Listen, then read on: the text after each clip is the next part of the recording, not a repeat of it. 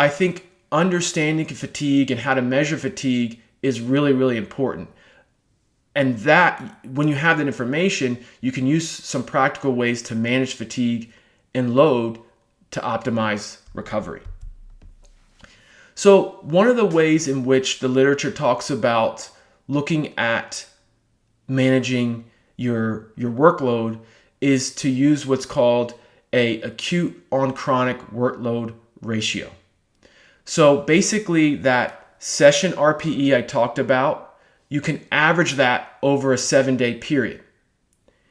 And then you can take that and compare that to the average over the past 28 days or past month.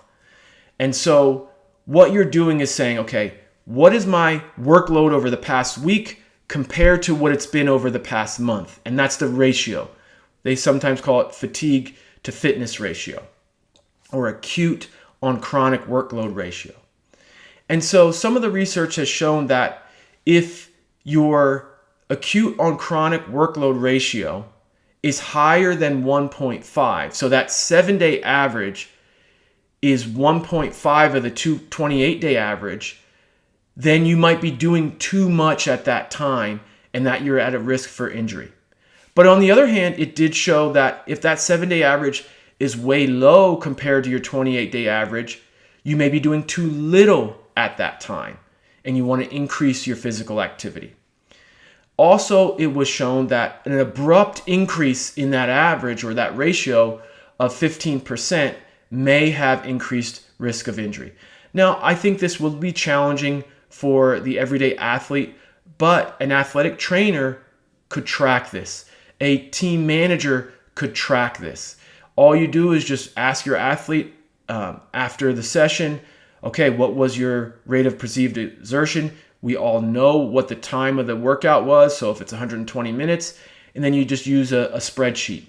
I'm going to try to create a video that shows how to make a spreadsheet to track your acute on chronic workload. You can use session RPE, but you can also use just throws or pitches or impacts in a game. And there's different ways in which that can be specialized or personalized to the person's sport. And then just self-monitoring, like self-reporting, being able to just provide those check-ins. So, like I said, once every week, the athlete gets a text or a survey that just asks them to go through those questions. And it's kind of a screening to check in with that athlete might be a great idea as well. And then physical performance. I think that this is a really nice way to be able to check in with your athlete. So, for example, you're coming through the stretch on a hard football season and you're in the middle of the season. You say, okay, let's do some vertical jumps today. Compare it to baseline. Whoa, my vertical jumps are down for 75% of the team. Let's do grip strength and see how it compares. Now, obviously, you would need to do all this in the preseason beforehand. But if you can compare those things, you can say, hey, coach, it looks like everybody's fatigue factor is kind of high right now. We might need to dial things back at practice. Or you can tell your child, hey, your measurements are looking a little bit lower. It's not because they are getting to be a worse athlete. It's because they're starting to fatigue. And so I think keeping that in mind can be very, very useful. That might be where you say, hey, coach, we're going to sit out this tournament and see how the athlete looks in a week or two. So I think having hard data to respond to levels of fatigue can be very useful. And then as we talked about, using heart rate recovery as a measurement is a little bit more sophisticated, but definitely doable. So I just wanted to give an example of a couple of athletes that could have benefited from load management and also some intervention. So this was a cross-country athlete. Their 2-minute heart rate recovery was elevated for 4 days, so they had been tracking it. And due to that, they did the survey that looks at stress and found that they were feeling some unmotivated during workouts.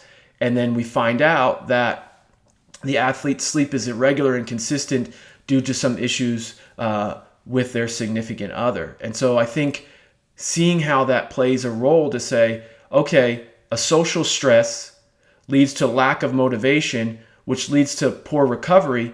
That's where I think athletes are missing in terms of really optimizing the best they can.